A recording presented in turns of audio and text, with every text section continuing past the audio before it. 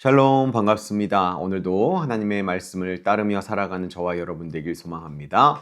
한 가지 광고 드립니다. 내일 5월 1일 공휴일은 기존 새벽 예배 운영과 같이 말씀 식탁도 쉬는 점 참고해 주시기 바랍니다.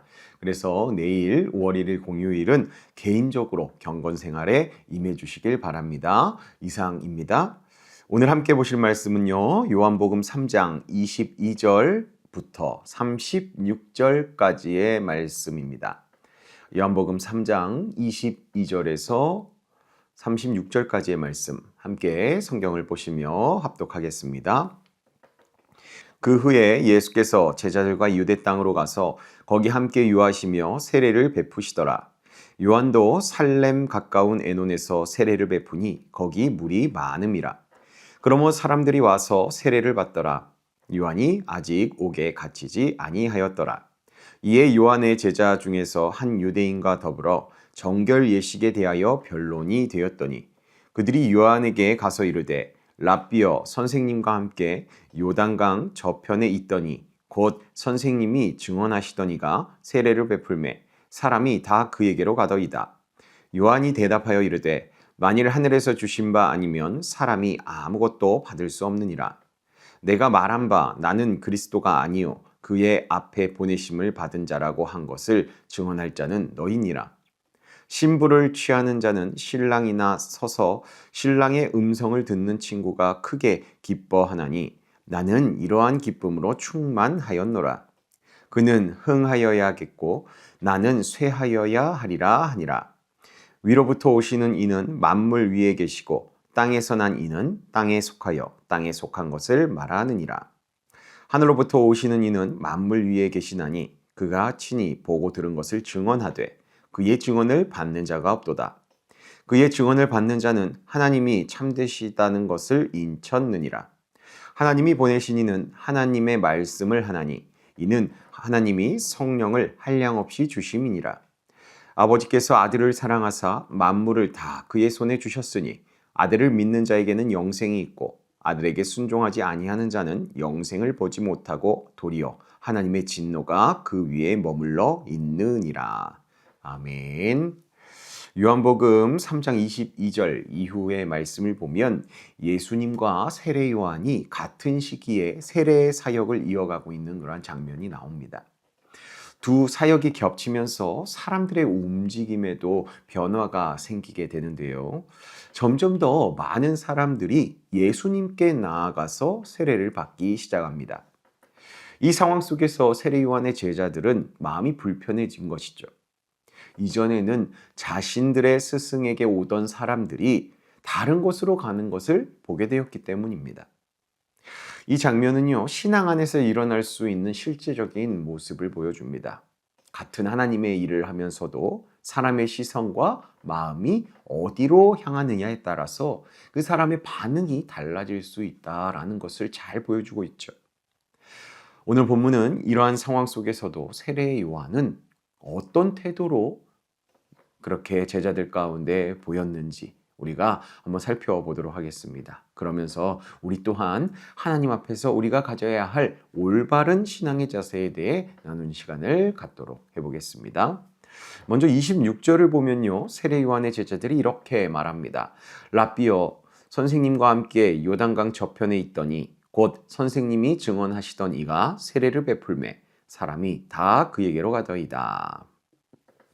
말씀을 보면 요한의 제자들은 사람들이 예수님께로 옮겨가는 것을 보면서 마음이 불편해졌습니다. 이전보다 자신들의 스승에게 오던 사람 수가 현저히 줄어들었기 때문이죠. 요한의 제자들이 이러한 반응을 보인 원인이 무엇일까요? 둘 다 하나님의 일이고 하나님의 사역인데 말이죠. 즉 사람의 수가 줄어드는 것을 자신의 자리와 연결했기 때문에 그렇게 연결해서 생각했기 때문에 그런 반응이 나온 겁니다. 즉 자기 스승이 추앙받아야 그의 제자인 자신들의 위치도 높게 인정받을 수 있기 때문인 것이죠. 그래서 요한의 제자들은 하나님께서 하시는 일보다 지금 보이는 결과에 더 집중을 한 것입니다. 그러다 보니 기쁨보다 비교가 생겼고 감사보다 불편함이 더 커진 것이죠. 이 모습은 특별한 사람이 아니라 누구에게나 나타날 수 있습니다. 하나님을 섬기는 자리에서도 시선이 바뀌면 마음이 흔들릴 수 있다는 것이죠. 그렇게 중요한 것은요, 상황이 아니라 그 상황을 바라보는 기준이 중요한 겁니다. 바로 이러한 지점에서 세례 요한은 전혀 다른 기준으로 이 상황을 바라봅니다. 본문 27절에서요. 만일 하늘에서 주신 바 아니면 사람이 아무것도 받을 수 없느니라 라고 세례 요한이 말을 합니다. 즉 세례 요한의 지금의 자리와 이 사역이 모두 하나님께로부터 주어진 것임을 요한은 분명하게 인정하고 있는 것이죠. 그래서 세례 요한은 흔들리지 않았던 겁니다. 이어서 28절에서 세례 요한은 나는 그리스도가 아니요 그의 앞에 보내심을 받은 자라고 다시 한번 제자들에게 밝힙니다. 그렇게 세례 요한은 자신의 역할을 정확하게 알고 있었기 때문에 비교할 필요가 없었던 거죠. 예수님의 사역과 자신의 사역이 다르다는 것을 분명히 요한은 알았던 겁니다. 이어서 세례 요한은 29절에서 신랑과 친구의 비유를 말합니다. 신부를 맞이하는 사람은 신랑이고 친구는 그 곁에서 기뻐하는 사람이다 라고 말을 합니다. 그리고는 자신이 지금 이러한 친구의 기쁨에 충만한 상태다 라고 제자들에게 말을 하죠.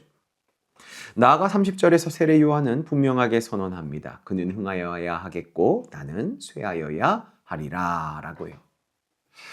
이것이 세례 요한의 결론인 겁니다.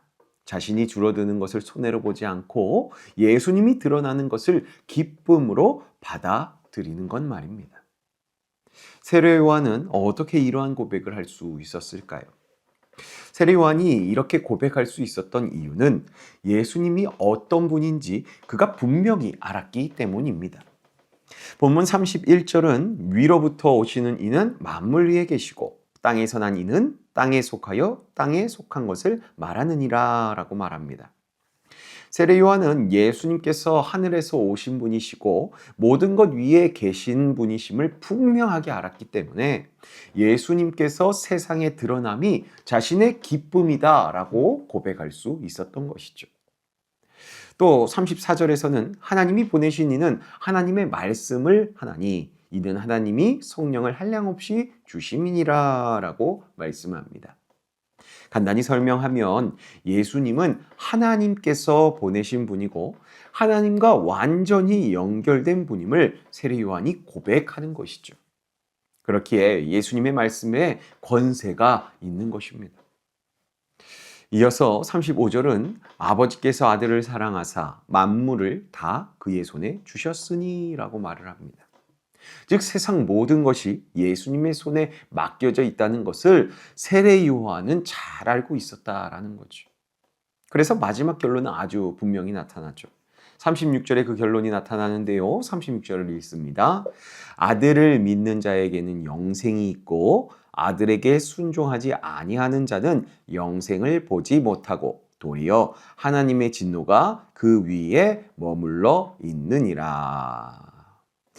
결국 세상 만물을 통치하시는 예수님을 믿고 따르는 사람은 영원한 생명을 얻지만 그렇지 않으면 영생을 얻지 못할 뿐더러 하나님의 진노가 임할 것임을 세례 요한이 말하며 요한복음 3장이 마무리되죠. 이제 오늘 말씀을 정리해 보겠습니다. 사람은 세례 요한의 제자들처럼 상황 속에서 쉽게 비교하고 자신의 자리를 지키고 높이려고 하지만 세례 요한은 모든 것이 하나님께서 자신에게 주신 것임을 인정했습니다. 그래서 자신을 낮추고 예수님을 높이는 모습이 이 세례 요한에게 보였던 것이죠.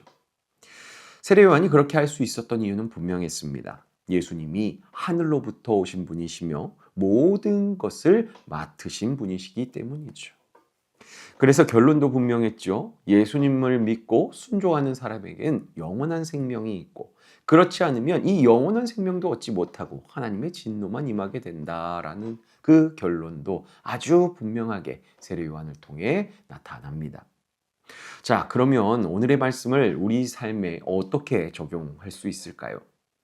삶 가운데 내 자리를 지키려는 선택과 예수님이 드러나는 선택이 동시에 놓여 있다면 우리는요, 예수님이 드러나는 선택을 해야만 한다라는 것이죠. 나아가 세례 요한처럼 자신을 내려놓고 주님의 뜻에 순종하며 예수님이 세상에 드러남을 자신의 기쁨으로 여길 줄도 알아야 할 것입니다.